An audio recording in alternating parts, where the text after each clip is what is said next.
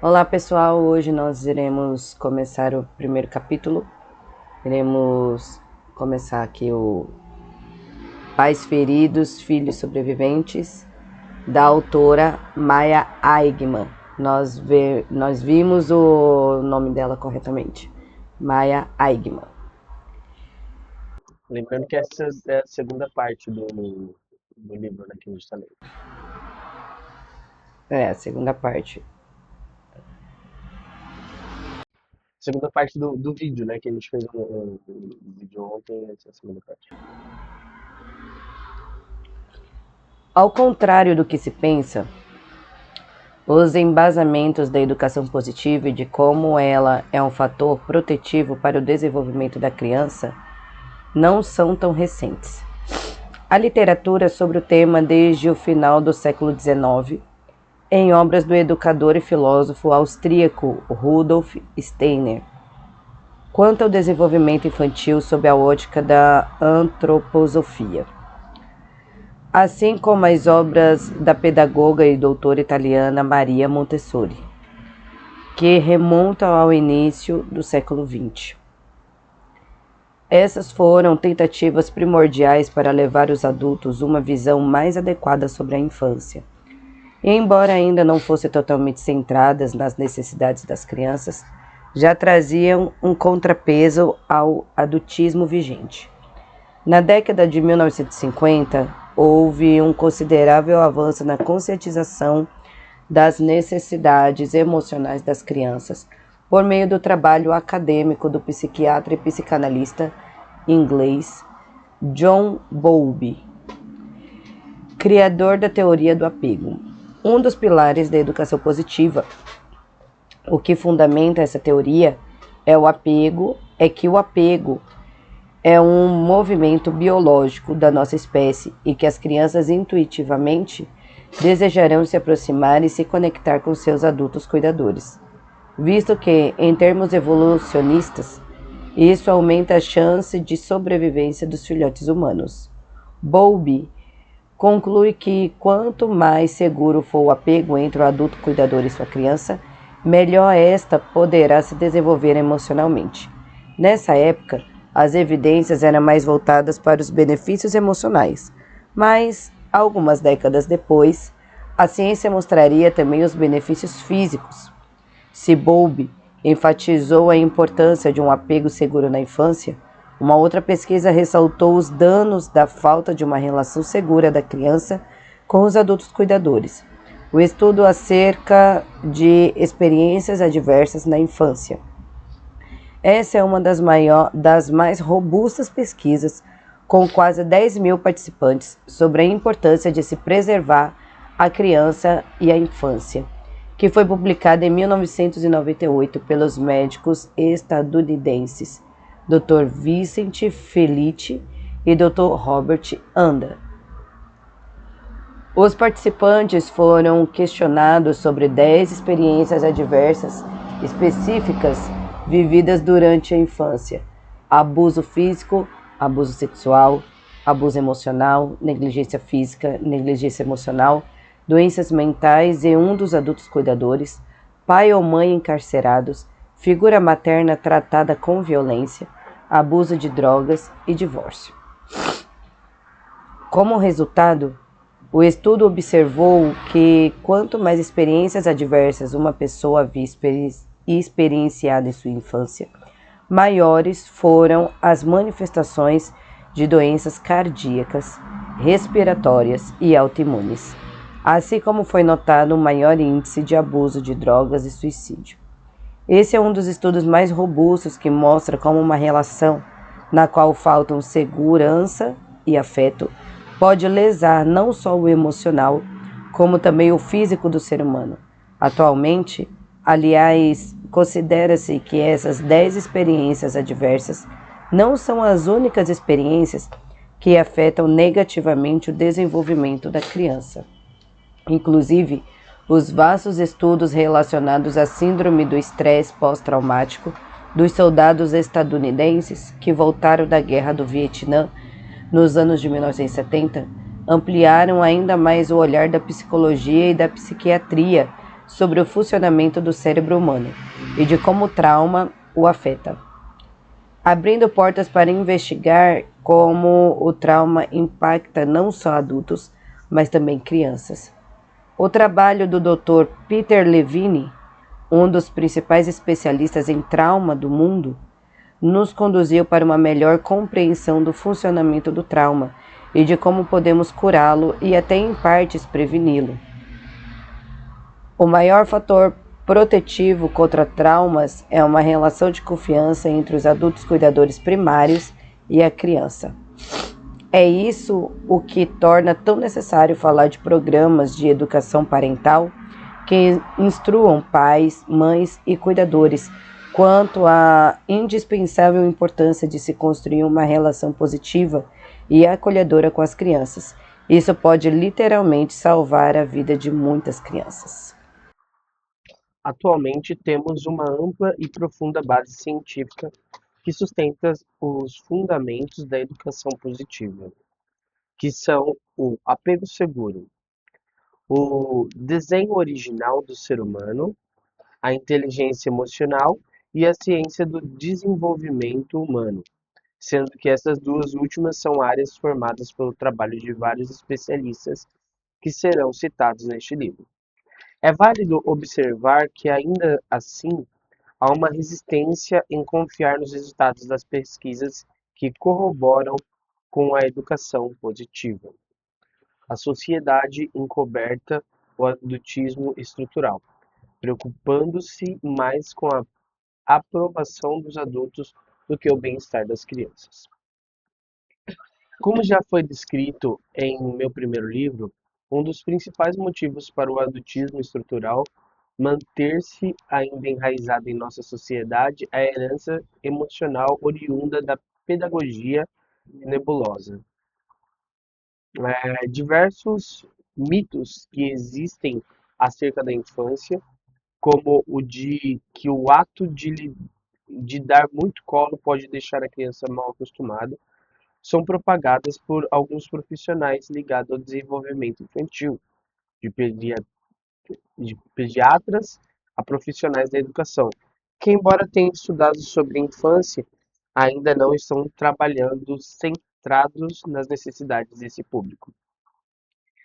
É por isso que, por meio deste e também do meu primeiro livro, pretendo ajudar a todos os adultos, sejam eles pais ou professores, médicos ou todo e qualquer adulto que cuide ou tenha contato próximo com criança, a enxergarem a real violência que praticamos com elas todos os dias. Da mesma forma, pretendo mostrar como a ciência pode nos trazer caminhos para educar nossas crianças, capazes de promover a saúde física e psicológica delas, protegendo-as dos efeitos do adultismo estrutural existente em nossa sociedade. Inclusive, um dos termos encontrados em algumas pesquisas internacionais, citarei aqui sobre esse tema, é educação protetiva, o que faz muito sentido, considerando que a educação promovida com afeto e conexão se torna um fator protetivo para a saúde emocional e física da criança. Ao nos aprofundarmos nos pilares que fundamentam a educação positiva, poderemos aprender a, de fato, enxergar as crianças e também a não abaixar a cabeça para conselhos e indicações. Sejam eles de qualquer profissionais, que tende a prejudicar a criança e favorecer o adulto. Como sempre digo, entre o adulto e a criança, qual dos dois tem o cérebro maduro? Nós, é claro. Exatamente por isso, também nós, adultos, que somos nós adultos que precisamos nos adaptar às crianças, não ao contrário. Pausa para autorreflexão. Você consegue se lembrar de ter ouvido palpites ou até mesmo reclamações profissionais que lhe geraram desconforto sobre o que fazer ou não com a sua criança? Escreva quais foram e como você se sentiu diante desses palpites ou recomendações, caso tenha cedido a essa sugestão. Mesmo elas sendo com, mesmo elas fazendo com que você se sentisse mal, você consegue identificar por que acabou cedendo? Você já recebeu, amor? De profissional, não. Uma sociedade anti-crianças. Como podemos perceber, a educação positiva já possuiu algumas décadas de pesquisas e percurso científico, mas infelizmente a sociedade ainda fecha os olhos para essa realidade. E isso pode ser notado nas mais variadas esferas sociais, como por exemplo no caso das inúmeras mães solos que precisam se debruçar sozinhas na criação de crianças, que obviamente não colocaram no mundo sozinhas. Ou ainda famílias que são capazes de colocar suas crianças em creches e escolas com 4 meses de idade, porque não têm o privilégio de escolher abrir mão do trabalho. Mães com uma sobrecarga materna insuportável, que mesmo muitas vezes sendo casadas ou tendo um parceiro, ficam com 99% das tarefas relacionadas à criação da criança. Se nossa sociedade fosse centrada na criança, levaríamos a sério o fato de que uma mãe sobrecarregada e exausta não dá conta de se disponibilizar para suas crianças no que diz respeito à parte emocional. E nesse caso, também nos preocuparíamos com aqueles que estão em situação de vulnerabilidade social. Afinal de contas, uma família que se aflige se vai ou não comer no dia seguinte, só consegue se preocupar com a sobrevivência. Não há abundância emocional nesse cenário, apenas muita aflição e estresse para todos, principalmente para a criança. Assim, não é possível falar em educação positiva sem olhar para o contexto social de cada família e como as políticas públicas falham em proteger os membros mais vulneráveis da sociedade, assim como seus cuidadores. Embora a sociedade seja construída em cima de valores adultistas, existem brechas em nossos cenários nos quais podemos reduzir os danos na criação de nossas crianças. A ideia não é criar o cenário perfeito, mas sim diminuir os efeitos de fatores que geram danos ao desenvolvimento saudável da criança. Quando consideramos ainda questões sociais, raciais, econômicas e também emocionais, há privilégios que permeiam a vida de alguns, mas não a de outros. Trago neste livro os fundamentos científicos que temos à disposição para tentar fazer o melhor que pudermos, dentro da realidade de cada pessoa. Se nos concentrarmos na redução dos danos e não na perfeição, a educação positiva e seus benefícios se tornam uma vivência possível. Pausa para autorreflexão. Precisamos falar sobre o planejamento de filhos de forma consciente. Você já se questionou quantos aos motivos pelos quais as pessoas têm filhos? Será que temos filhos porque se trata de uma exigência? Ou será que temos filhos porque queremos que eles nos façam felizes? E afinal, de quantas crianças nós daríamos conta de cuidar? Uma? Duas? Nenhuma? Além de refletirmos sobre ter ou não ter filhos, será que temos conversas honestas com nosso parceiro sobre o tipo de educação que pretendemos dar às crianças antes de gerá-las? Ou será que alimentamos uma fantasia de que, depois de ter filhos, seremos felizes para sempre? Interessante. E aí? Acho que a gente sempre conversou sobre isso, né? Sobre ter filhos. E nunca foi uma coisa que, tipo, os filhos nos faria felizes, né? Sim. E a gente sempre também conversou sobre a educação que daríamos, né? Uhum. Ou Sim. E até hoje a gente conversa se alguma coisa não dá certo. Aham. E por isso que a gente tá lendo o livro também. Capítulo 2. Amor é um fator protetivo, mas só senti-lo não basta. Uma geração cheia de pais que amam seus filhos profundamente poderia mudar o cérebro da próxima geração e, com isso, o mundo. Nos capítulos seguintes, vamos observar pesquisas sobre como o fato e também o apego, o afeto e também o apego podem influenciar diretamente no desenvolvimento das crianças. Mas, antes de esquadrinharmos essa temática, primeiro é preciso compreender um ponto-chave. Amar a criança não é o suficiente. Podemos partir do pressuposto de que a maioria dos pais sente amor por seus filhos. A questão, porém, é que o amor que fica guardado dentro do coração do adulto está oculto para a criança. O adulto sente esse amor, mas esse amor não é transmitido nem depositado automaticamente no coração da criança. O amor não é palpável para a criança, afinal, ela não consegue pegá-lo ou segurá-lo. Uau.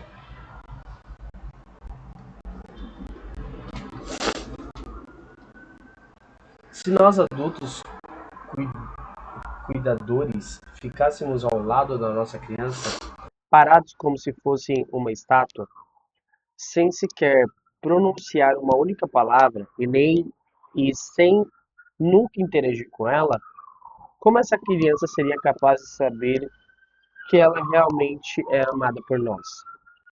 É necessário existir um meio de comunicação efetivo para que a criança possa sentir e perceber esse amor.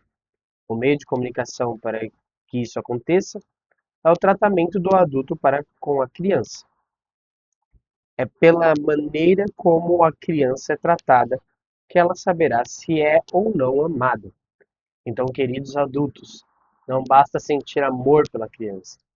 A prova desse amor está em nossas atitudes, na nossa atenção, na forma como falamos, cuidamos e tratamos a criança. Uau! Esse amor manifestado por nossas atitudes é o que protege nossas crianças e que, em partes, as define.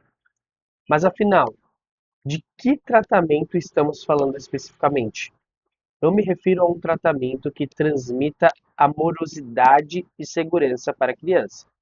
Se queremos promover um desenvolvimento saudável para ela e reduzir os danos das consequências da educação adultista e violenta, precisamos criar uma relação que transmita segurança e não medo. Gritos, castigos, punições, o ato de ignorar a criança e palmadas são todos métodos nocivos e prejudiciais para a saúde emocional e física dela.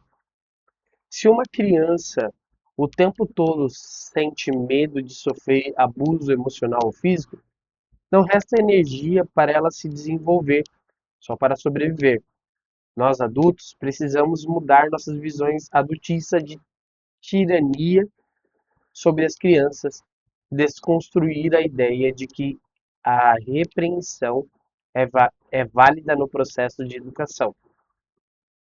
Pode até ser que isso passe a impressão de que a criança esteja se enquadrando nas expectativas dos adultos, mas saibam que o organismo e o desenvolvimento dela serão prejudicados por conta dessa prática. A ciência é objetiva e veremos isso a fundo no capítulo 5. Não é por meio da dor que prosperamos, é por meio do amor. A forma, desculpa, a forma como tratamos, ou seja, amamos nossas crianças influenciam a forma como elas se enxergam no mundo. A dinâmica que se instala na criança é simples. O tratamento que recebo é o tratamento que mereço. Se sou tratado bem, é isso que mereço. Se sou tratado mal, fiz por merecer. O valor interno da criança se desenvolve a partir da maneira como os adultos cuidadores primários a enxergam, atuando inclusive na autoestima da criança.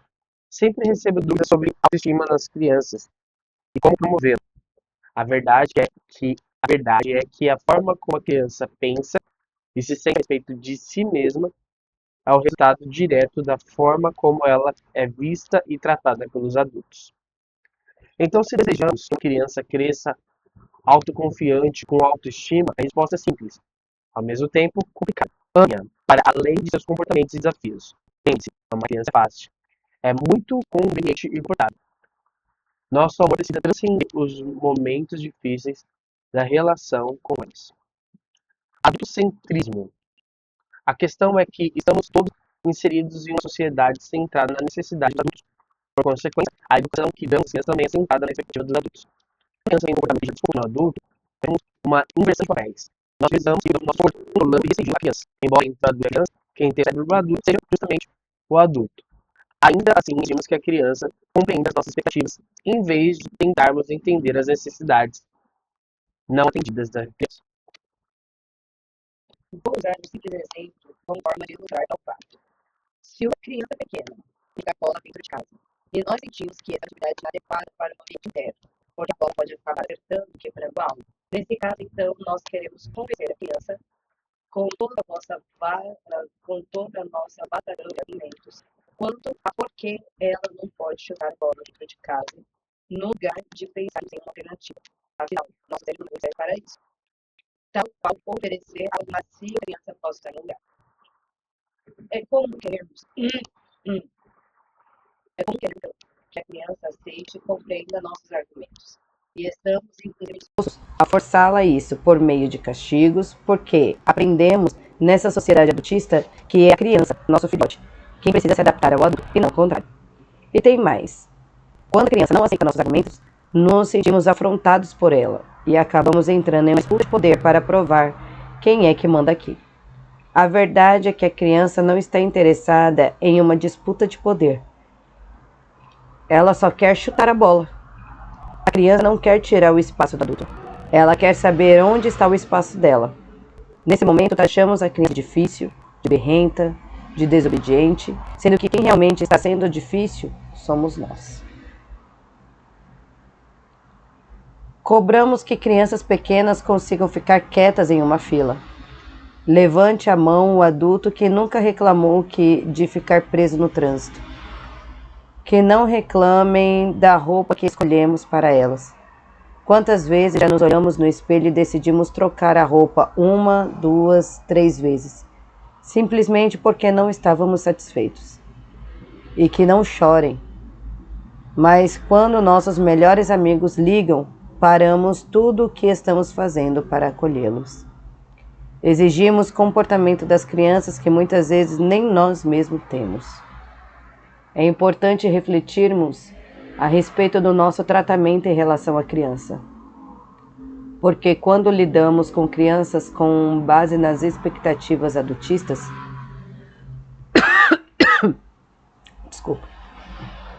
acabamos criando nelas uma sensação de insuficiência.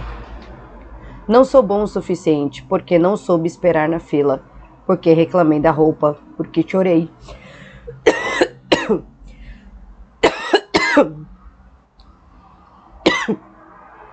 A criança não achará que o problema está na expectativa desalinhada do adulto.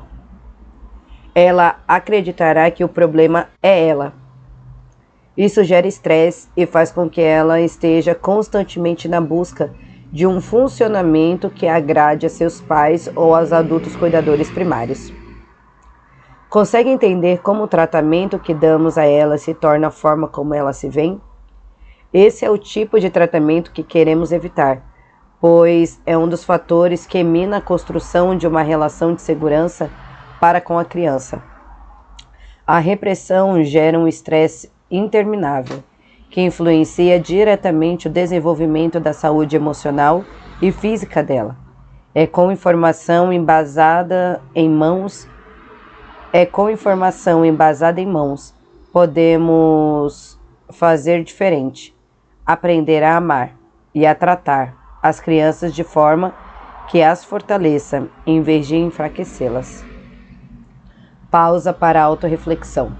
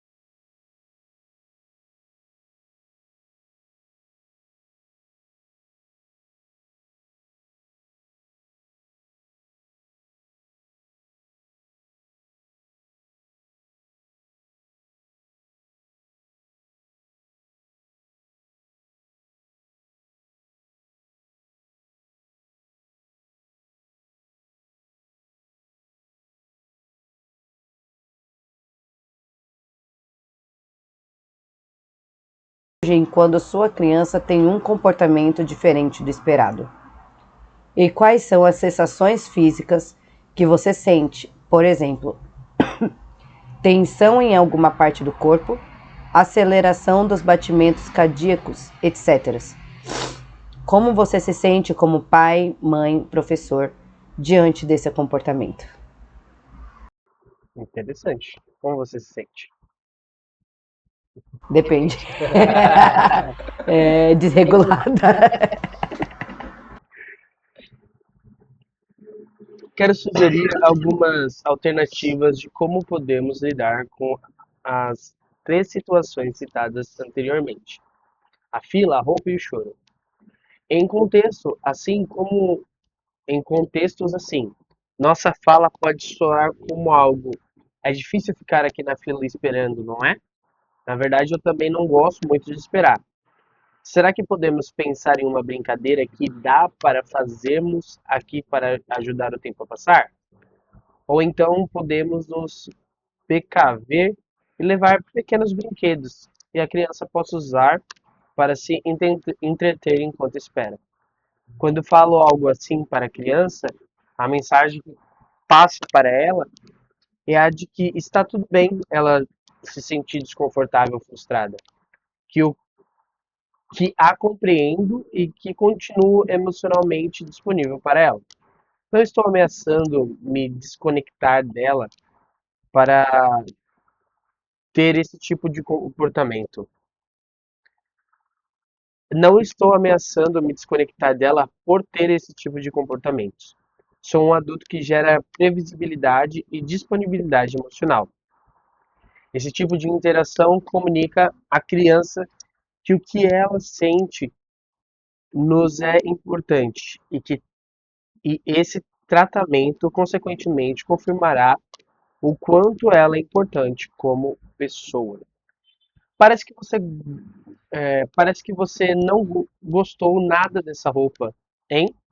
Tudo bem, vamos ao seu guarda-roupa encontrar algo mais confortável para você. Mais uma vez, eu, adulto, demonstro que me importo com os sentimentos desse filhote humano. O que ele sente é tão importante quanto o que nós, adultos, sentimos. Claro que nem sempre é possível acomodar os desejos e as necessidades da criança, mas estamos tão focados em limitar as crianças que não fazemos nem mesmo nas pequenas oportunidades que se apresentam no dia a dia. Amor, você está bem chateado com o que aconteceu, não é? E isso fez com que tivesse vontade de chorar. Eu entendo e estou aqui para você.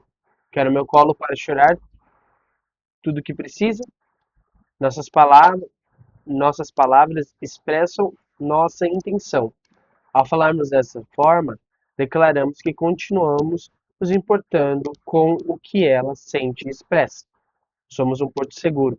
Assim a criança pode confiar em nós, o que, por sua vez, estreita ainda mais o laço de segurança e confiança que temos. Esses são meros exemplos para demonstrar algumas das muitas formas que podemos acolher nossas crianças, em vez de exigir elas que se adaptem a nós, pois mais uma vez elas ainda não têm cérebros maduros, e nós sim. Você percebe como o tratamento ainda manifesta cuidado para com a criança? A mensagem que transmitimos é: o seu incômodo é importante e eu o levo a sério. Essa é a segurança que queremos transmitir para nossas crianças. Essa mensagem não gera estresse para ela, mas segurança. O importante não são as palavras, mas sim a criança de fato se sentir compreendida pelo adulto. Quando conseguimos acolher o que a criança sente, ela se sente vista, se sente levada a sério. E isso fortalece seu senso de autenticidade e de confiança no adulto. Não estou dizendo que seja fácil esse papel de acolher as crianças. Muitas vezes entramos em uma disputa de poder entre o que a criança necessita e o que nós queremos ou temos de fazer. E sim, Haverá vezes em que não conseguimos atender às necessidades emocionais das crianças. Contudo, quero lembrar que o nosso papel não é sermos perfeitos, não é gabaritar a parentalidade. Nosso foco é a redução de danos sempre. Não se trata de conseguirmos todas as vezes, trata-se de conseguirmos o maior número de vezes possível. Agora, uma dificuldade que às vezes temos na hora do acolhimento diz respeito a como de fato acolher a criança, em termos práticos. Esse é um fato que merece a nossa atenção, pois, mais uma vez, a forma como eu trato a criança é a forma como ela se sente amada. E uma criança que sabe que é amada tem seu desenvolvimento impulsionado. Nessa dinâmica, saber acolher é um ponto chave. Tipo, vai. Ah, vou ler essa última folha pra gente terminar.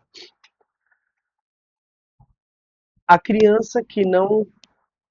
É, há crianças que não querem contato físico no momento em que estão chateadas, por exemplo. Já outras correm para o colo de seus adultos cuidadores. Algumas não querem ouvir muitas palavras, outras pedem para o responsável que cante. Algumas pedem um espaço para que possa ficar sozinha por um tempo, outras necessitam de proximidade. Inclusive, com o passar dos anos, é possível que a mudança ocorra na forma como elas aceitam o acolhimento. A mesma criança que tinha um padrão de preferência de acolhimento com 3 anos pode não desejar esse mesmo estilo de acolhimento aos 6 anos de idade. Isso pode parecer difícil a princípio, mas quero propor uma reflexão que lhe ajudará a compreender melhor essa linha de comportamento. Sabe quando o seu parceiro ou melhor amigo liga e só pelo oi você já sabe como ele está se sentindo?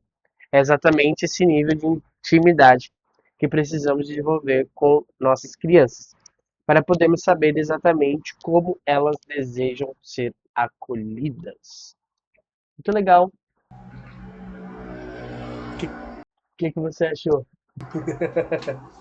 Muito bom até aqui. Ah, achei muito interessante. Acho que tipo, ela deu uma nova visão, né, sobre. Acho que o ponto-chave é sobre você acolher a criança, não necessariamente fazer o que a criança quer, né? Mas tipo, mostrar para ela que você entende o sentimento dela.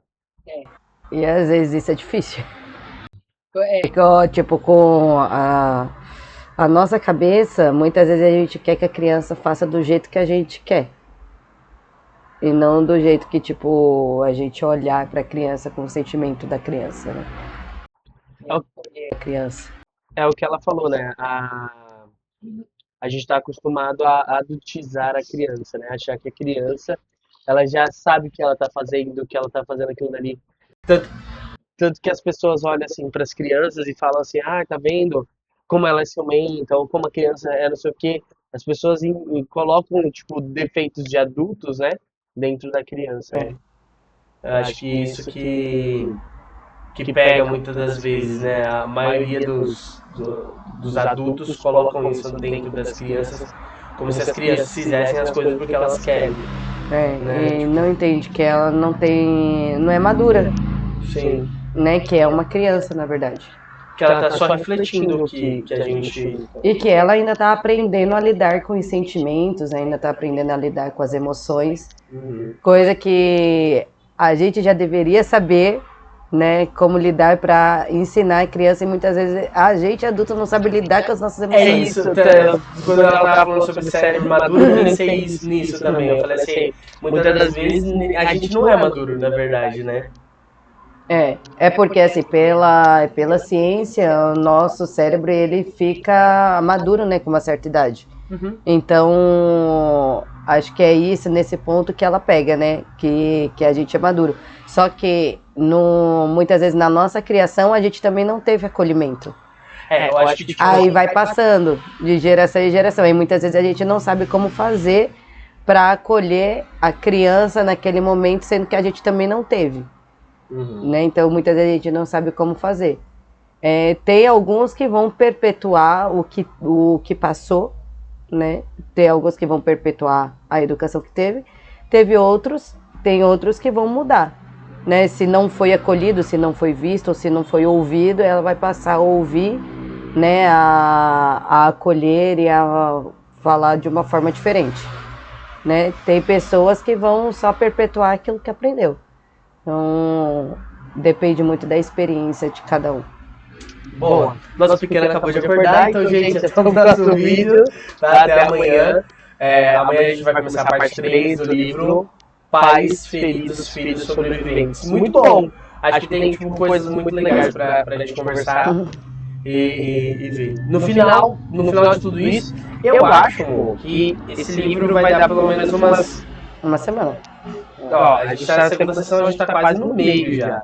Acho que amanhã a gente já vai estar no meio. É uma semana, 6 dias, mais ou menos. Então, no 7º dia a gente vai fazer um resumo, vai fazer um vídeo de resumo desse livro. Você tá preparado? Não. A gente vai se preparar pra isso. Tá bom, gente? Então Deus te abençoe. Até o próximo vídeo. Tchau, tchau.